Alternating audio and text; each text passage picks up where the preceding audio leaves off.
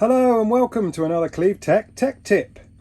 So today we're going to carry on with our JK chassis build, and we're going to assemble it with motors and gears and guide and lead wires, and then the only thing that will be left would be setup.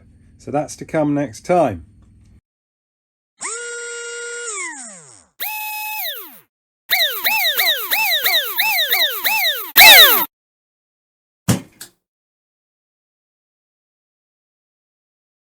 So in previous video, I've built my chassis.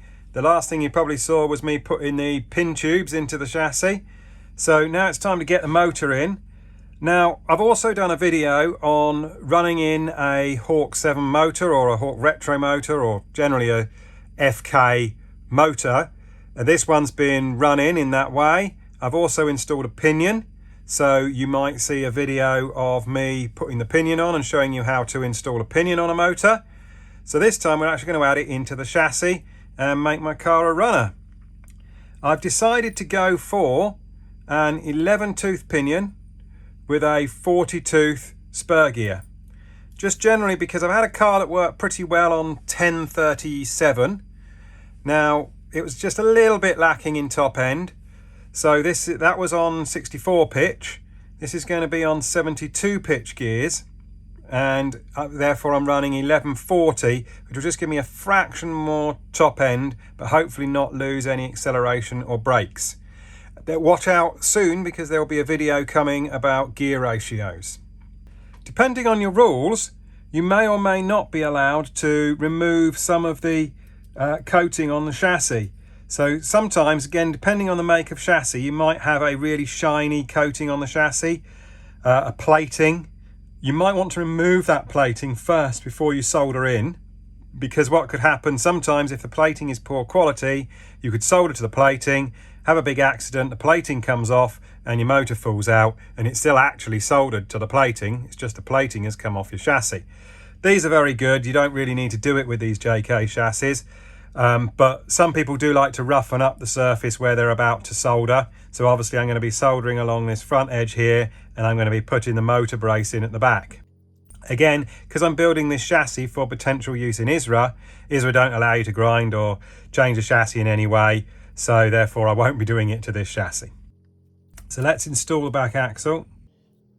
Normally I would advise you use an axle with a gear on that you haven't turned down and drilled. Again, another one of my videos I've shown how to prepare lightened gears. So I put my motor into my chassis like that. Now, you don't want your motor hitting the back axle. So I've got a little bit of paper here. I've just folded it double. It's grease-proof paper. It's sort of like the backing off of the lane stickers you sometimes get.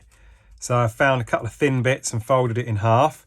And then I put that around the back axle to make sure, obviously, that I don't solder it, or I don't have the motor touching the back axle. Because if the motor touches the back axle, it's extra friction, that will slow you down. And obviously, if the motor is close to the axle, you also get magnetic drag, etc. from the motor. So I won't do that. But I'm going to move my block to the side, because this 40 tooth gear is just fractionally, the teeth are just fractionally touching the block. And I don't want to lift my chassis off the deck when I'm soldering my motor in. So I'm going to actually just hook the gear over the side of my block, so that the gear can spin without rubbing on the block. Notice the motor and the rest of the chassis is still sitting nice and firmly on the block. But what I do then, again, another thing that I've done, hopefully you can see it in the picture there, is my pinion is cut to be just a fraction longer. It comes just past the edge of the gear. We're only talking a fraction here, about 0.1 of a millimetre at most, maybe 0.2, but not very far past the spur gear. The reason why I want that is because it's a straight cut gear, and it allows me to quickly pull the gear out and push the gear back on in case I have a gear go in a race.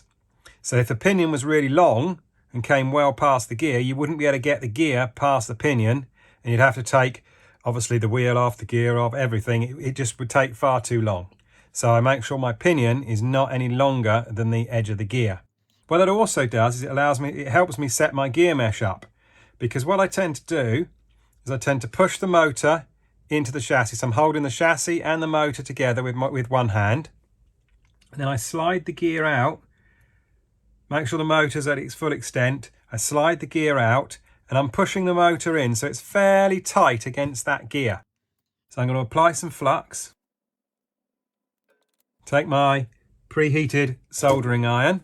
Now my soldering iron is heated up to approximately 450 degrees. I want it to be quite hot because I want the temperature to go straight into where I'm trying to solder. I don't want to be holding my soldering iron there for a long period of time, waiting for the solder to heat up, or waiting for it to heat the chassis enough to stick the solder. I want it to solder quite quickly because I don't want to overheat this motor or these magnets. So I just drop a bit of solder like that onto the exposed part. Then I can lift it up and I can push my gear back in and I can check for my gear mesh. Now, I must have moved the motor while I was talking because there's quite a lot of backlash on that. I probably wouldn't set it up like that to start with. That's a little bit too much backlash for a brand new gear. So I'm just going to do that task again, tighten that gear mesh up a fraction, and I'll show you when it's done. Right, so I've done that, and I'll show you, I've still got a bit of paper in place actually at the moment, but I'll show you what you should have in terms of a nice gear mesh.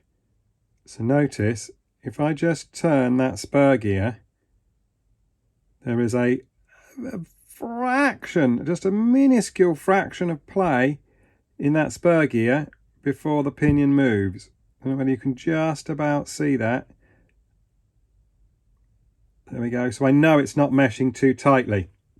That's a good starting point to get your gear mesh. We can shift that around if we need to improve the sound of it in a minute, but that's a very good starting point. Depending on the pitch of the gears you've gone for, you may want to actually have a different sort of gear mesh. If you're using 80 pitch gears, which are a really fine tooth, then really you can't afford to have a lot of backlash because the teeth are so small. 64 pitch gears, which are again a bigger tooth than these, you can afford to have a little bit more backlash because the teeth are bigger in the first place. There's a bit more tooth engagement. But these are 72 pitch, somewhere in between, which I feel gives a nice smooth mesh, yet is robust enough to race on these sorts of cars. So if you've installed your gear mesh okay and you've cut your pinion to the right length, you should just be able to slide your spur gear out past the pinion, so without it being too tight. So I'll slide that out. And the next thing I'm going to do is put the rear motor brace in place, turn it around that way, to hold the motor in. I've just tacked the motor in at the front corner at the moment, but then I'm going to tack it in at the back, check my gear mesh again, and then I can reflow all the joints. Now, in order to get a good solder joint in the back, I tend to tin the bottom of my motor brace, and I tend to put a little bit of solder on the chassis. So basically I'm tinning each bit first before I solder them both together. So my motor bracket is going to sit, or my motor brace is going to sit along this very front edge of the rear of the motor box. So again, putting a little bit of flux onto the chassis. My iron is warm. I'm just going to drop it over the edge of the block so that I can heat it up more quickly and I'm not heating the block up. A little bit of solder, and then we run it along that edge. Again, you don't want to overheat the chassis because you don't want to move the pillar blocks. It's quite easy to heat the chassis too much and then your pillow blocks move and then you've lost all of your rear alignment. You'll have to take your motor out and start all over again. So again, don't, as I said, overheat the rear of your chassis. So I've applied a little bit more flux and just get that solder to flow. Now I'm going to tin my motor bracket or motor brace. So I'm going to hold it, flip it over, hold it in place with a knife. Just going to tin put some flux again on the back of my motor brace. Solder on the motor brace, we've got solder on the chassis. So I'm now going to bring the two things together. Now the weak point of these chassis is clearly this back corner, which is unsupported. Here, on this side of the chassis, you've got the fold up for the motor, you've got the pillar block as well. This one's not too bad in that they try to make the pillar block go all the way down there, but you still have a weaker spot. So I tend to put my motor brace as far over to that side as I possibly can to try and brace the back corner of the motor as much as I can. So that's why you're gonna see me move it right over into this pillar block here. So the key thing now, I've slid my motor bracket in. I've tried to keep it parallel with the block, so it's touching the motor. It's all the way over into that pillar block. So I'm going to apply a little bit of flux just to a point down here. I'm just going to tack that in place. You shouldn't have to add much more solder because remember you've got solder on the bracing and you've got solder on the chassis, so that should hold it in place. And I'll just show you how that lines up with the motor. So you can see it lines up, and the motor then will be ready to tack the motor into the back. But I'm just going to carry on soldering along that back edge. So the rear motor bracket is in. You can see I've soldered it even along underneath there. So next thing I'm going to solder the motor into the back here, or just tack it in, and check my gear mesh. Apply a little bit of flux here towards the back. Remember, you want a nice hot soldering iron. Clean the tip, a little bit of solder on the soldering iron. Hold everything in place. Apply your solder. You can see I've just tacked it in at the back, just here. Not the neatest, but that solder's then going to end up flowing all the way down that joint if my gear mesh is correct. So at the moment, the gear does slide past as it did before. Let's have a look.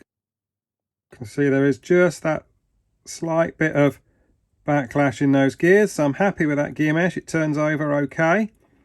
Bearing in mind this is an absolutely brand new gear, never been run, so you can afford to go for a gear mesh with virtually no backlash when you put a brand new gear on. As long as the pinion's true and the gear is true, you should be fine. If I was going to set this up with an old gear, then clearly I would have a lot more backlash, because if you were to put a new gear on, you'd end up with perhaps a gear mesh that's too tight. So it's probably always best to do it with a new gear. A few moments later. Well, I'm back. It's all soldered in. All finished soldering, and I've cleaned up all the solder joints. Just basically giving them a good scrub with a toothbrush under water. Clean water is just the best way to remove any flux residue and stop everything from rusting. Motor and all, just scrubbed all round everything, and then dried it all off, giving it a bit of a blast with my air compressor. This thing here, this is brilliant. It's really powerful. Just a little electric compressor that blows high pressure air out the end. You've got different nozzle attachments you can fit on the end. I'll put a link in the description of where you can get one of these from. It is absolutely fantastic. It's one of the most powerful ones I've come across. This one's a corded one. There are battery operated ones, but the battery operated ones aren't as powerful. This is really powerful. And generally at a slot race meeting, you do have a spare socket to plug one of these in. But they're good for drying off your chassis. They're also very good for cleaning out your tyre truer at the end of a meeting, all the tyre dust. You can go outside, just blow it all out, clear it all out. Fantastic piece of kit. I thoroughly recommend one. So I've also given my block a clean. We've just taken a bit of kitchen paper, dampened it down, given it a good rub over, and dried my block off again to make sure there's no flux residue left on the block. I put my back axle back in. Small amount of oil. Just run it through the bushes like that. Turn it over, and then we'll see how good my gear mesh is. So I've turned my power supply down low to about just over 2.5 volts. Then you can feel it in your hand. Now, I haven't balanced this gear, but I have trued the boss down, and I say it has got holes in it. So it's running fairly smoothly. Again, you should be able to hear it. If it was a tight gear mesh, it would make a horrible whining noise. The other way to tell is to just push your gear a little bit. You can hear it just fractionally catching the gear as it goes past. I push it there, but it's dragging the gear slightly into the pillar block, into the bushing, which means I've got my spacing and my pinion just about right. Let's turn the voltage up and see how it sounds.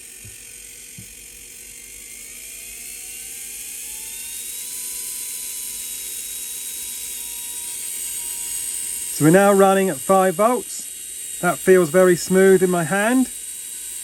Again, this is a brand new gear.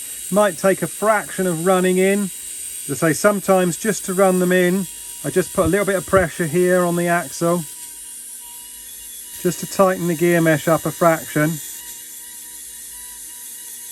Like that, just to take the tiny little bit of moulding tips off the gear. And then now that's running very nicely. In fact, to be honest, it's the motor that's vibrating more than the gear. So thank you for watching this episode.